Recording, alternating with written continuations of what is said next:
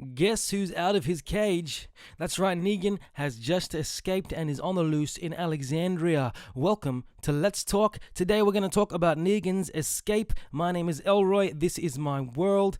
Thank you for joining me. Let's begin by talking about the fact that according to everything that I've learned about The Walking Dead so far, Season 9, we've had 2 time jumps since Season 8. The first, obviously, in the beginning was apparently 6 months. A year and 6 months later. The second one is 6 years later.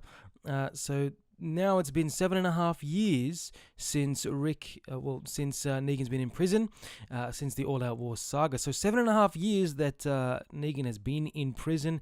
He's been in that cell, listening to people talking outside, seeing the freedom that everyone has had, seeing the development that the whole community of Alexandria has had, because obviously he hasn't been able to go anywhere else. Since the end of Season 8. Now he's out. Negan has escaped and he's on the loose in Alexandria. What is going to happen? What is he going to do? Is he going to wreak havoc? Is he going to escape completely from Alexandria and leave? What is going to happen now? I do have a spoiler in the sense of the comics, so if you don't want to hear any spoilers, I guess now is the time to block your ears.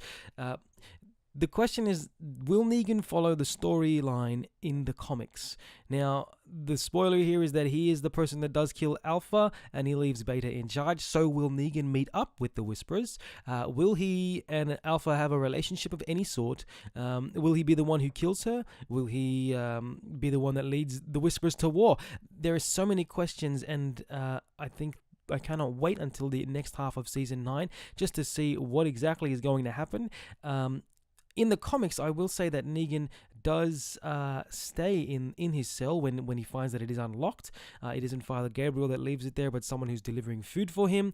So instead of escaping and running away, the first thing that Negan does is sit in his cell until they come the next day, and that's in order to build trust, so that they learn that they can trust him and that they learn that he isn't, a psycho anymore, I guess we're looking for. But it's really just to build trust. That doesn't obviously happen in the show. So, I mean, I know that the team that are running the show, The Walking Dead, have said that it's going to be a departure for him, for Negan, from the comics. So we're going to get a different storyline for him this season. Does that mean that his entire story is going to be different? Does that mean that he's not going to be the one who kills Alpha? I mean, there's so many questions that we that I can't wait to see what's going to happen and what's going to be the answer for that. We already have this different storyline because, I mean, as we see, he has left his cell straight away, doesn't even care. The thing about this too is that the comic book storyline for Negan, Negan and Maggie's story has actually been rushed, just because I know that Lauren Cohan is leaving or has left the show to do her other show, Whiskey Cavalier.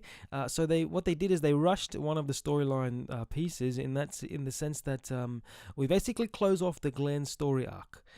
We saw earlier that Maggie has seen Negan fall to pieces, and he really just wants to die at this point. He feels so guilty and guilt-ridden because he killed Glenn and because he did so many other vile things. So, I mean, that's the end, and that does happen the way that it does happen in the comics. Maggie sees how, pathetic he really is in that moment, and she sees no point in killing him. She just lets him suffer with that pain and lets it go on. So, I mean, that's one of the storylines that we've seen fulfilled. So the Glenn story arc is officially, to be fair, it's officially over. There is no more needing to worry and needing to be feeling guilty about that. The question there does become, is Daryl going to feel still some resentment towards Negan for killing Glenn? What's the go there? You know, that's a big question that I think that I can't wait to see what their interactions could be like. The other question that I really want to know is, if he does go to see Alpha and if they do form a relationship, will he join the Whisperers and lead them to war? Because, I mean, does he still want to take over? I don't think that's the case anymore, but the question is, does he want to take them and lead them to war against Alexandria for everything that they did to him, leaving him there for 7.5 years in a cell?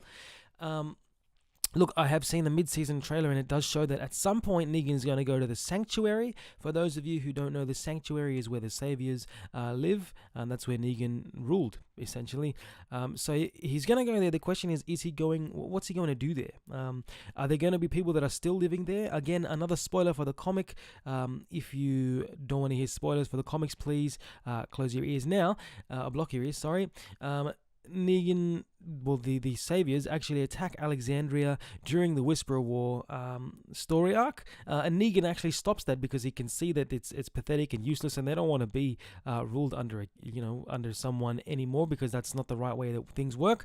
And so Negan is actually responsible again. He's grown so much in the comics in that sense, for telling the Saviors that they don't want to be under someone's thumb anymore. That's not the way to do things, and they have to work together. And so he actually saves Alexandria in that sense, in that time in the comics. Now, the question there becomes, if there are still Saviors out there, and we have seen some, we saw Carol kill some earlier this season. Do they still hold resentment toward Alexandria? Do they hate the other communities? Do they want to take over again? And would Negan maybe facilitate that again? Would there be two wars instead of one? I mean, I know that there's going to be a departure, which has been stated from his comic storyline. So could this mean that Alexandria has a fight on two fronts, from the resurrected saviors and from the Whisperers? That this could be something that's an interesting storyline or path to follow. I think that a lot of people probably think that to get the saviors to fight again is kind of like beating a dead horse, and not a lot of people seem to like the fact All Out War Saga. I quite enjoyed this season 8.